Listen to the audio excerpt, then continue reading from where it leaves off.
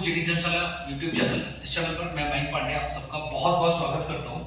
अभी SSC CGL का 2022 वाला एग्जाम कंप्लीट हो चुका है। टोटल 40 शिफ्ट्स में ये एग्जाम आपका हुआ है। टोटल 40 शिफ्ट्स हुए हैं, जिसमें आपका 1 दिसंबर से शुरू हुआ था और 13 दिसंबर तक ये एग्जाम आपका हुआ है। टोटल 40 शिफ्ट हुए हैं। कुछ शिफ्ट थोड़े से मुश्किल भी आए हैं, बाकी शिफ्ट आसान आए हैं। और एक हम लोगों ने पोल कंडक्ट कराया था, जिसमें बच्चों ने बताया कि अटेम्प्ट वहां पे उन्होंने कितना कितना किया है, ठीक है ना। तो उसी के आधार पे हम लोग यहाँ पे आपको ये बताएंगे कि एक्सपेक्टेड कट ऑफ क्या जा सकती है और आपने कितना स्कोर किया है या कितना अटेम्प्ट किया है जो सेफ रहेगा। सेफ अटेम्प्ट, सेफ मार्क्स आपको यहाँ पे बताएंगे, जिसके बेसिस पे आप मेंस की तैयारी को अपना शुरू कर सकते हैं, ठीक है। तो पहले आप लोग एक ये समझो, डेटा ये है कि टोटल जो शेड्यूल हुए थे ना स्टूडेंट प्री एग्जाम के लिए 2022 सीजीएल के लिए, वो 33,55,194 टोटल स्टूडेंट सेलेक्ट ये आपके टोटल स्टूडेंट शेड्यूल किए गए थे। इन लोगों को एग्जाम देना था, सेंटर अलॉट किया गया था। लेकिन इनमें से जो टोटल स्टूडेंट अपीयर हुए इस साल, वो सिर्फ 16,16,687 स्टूडेंट अपीयर हुए हैं। तो परसेंटेज जो एक निकाला गया है वो परसेंटेज है 48.18%। अप्रोक्स 50% बच्चे, आधे बच्चे एग्जाम में अपीयर हुए इस बार, ठीक है। वैकेंसीज अभी तक आपको जो सीजीएल की साइट पर दिख रही है वो 30,000 प्लस वैकेंसीज दिख रही है, लेकिन आरटीआई का एक रिप्लाई आया जिसमें उन्होंने बताया कि ये वैकेंसीज 37,000 प्लस जा सकती हैं। अभी भी 37,000 से ऊपर वैकेंसीज चली जाएंगी। फाइनल मेरिट लिस्ट आते आते 37,000 से ऊपर वैकेंसीज जानी है। अभी तक 30,000 आपको पता है वैकेंसीज, ठीक है ना। तो आप ये समझो कि सेफ स्कोर वगैरह क्या रहने वाला है। मोस्टली बच्चों ने जो पोल में मोस्टली बच्चे जो थे ना, उन्होंने पोल में 60 to 70 अपना अटेम्प्ट बताया। सबसे ज्यादा जो वेटेज रहा है बच्चों का, 50% बच्चों ने 60 to 70 अटेम्प्ट अपने बताए हैं। बाकी कुछ बच्चे 70 to 80 के अटेम्प्ट अपने बताए हैं कुछ बच्चों ने। ये भी 40% के अप्रोक्स ये वाला डेटा है। बाकी 10% बच्चों ने और अगर बताया है। तो 60 to 70, 70 to 80 अटेम्प्ट मोस्टली बच्चों के साथ हुए हैं।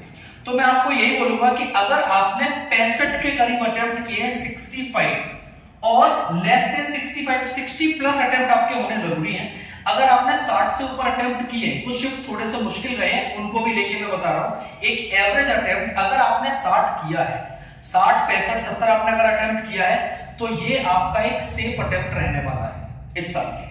पहली बात। दूसरी बात ये, तो फिर इसके बेसिस पर एक्सपेक्टेड कट ऑफ क्या हो जाएगी सर।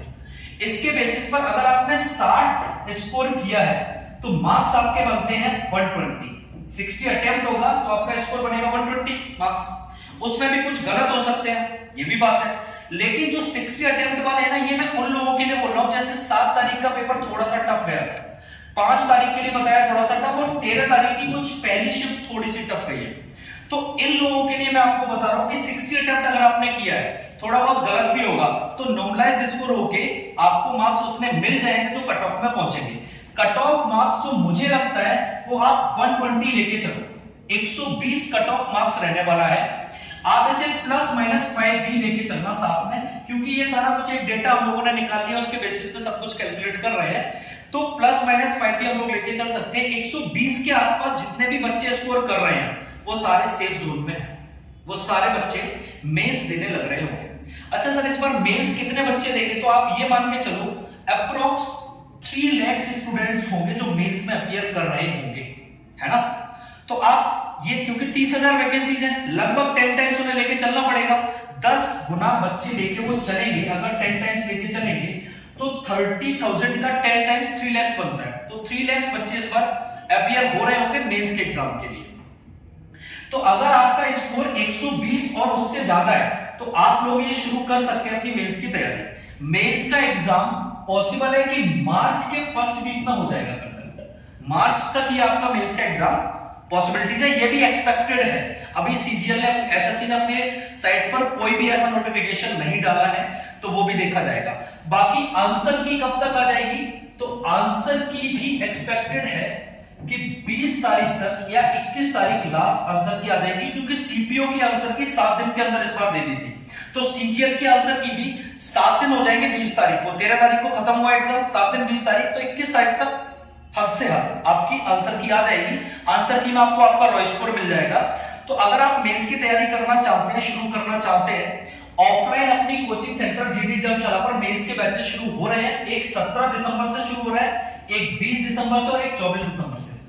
यहां पर जो क्लासेस होंगी ना, उसके अंदर आपके चारों सब्जेक्ट होंगे, मैथ्स होगा, रीजनिंग होगा, जीएस होगा और आपका इंग्लिश होगा, बचा हुआ आपका कंप्यूटर। पांचों सब्जेक्ट की आपकी क्लासेस चलेंगी, ठीक है ना। पांचों सब्जेक्ट की क्लासेस चलेंगी। जो लेवल होगा यहाँ पे बैचेस का कि किस लेवल पे क्लासेस चलेगी, वो होगा मॉडरेट टू हाई, क्योंकि प्री लेवल की क्लासेस तो नहीं चल रही है, मेंस की classes moderate to high level पे चलेगी, ठीक है ना।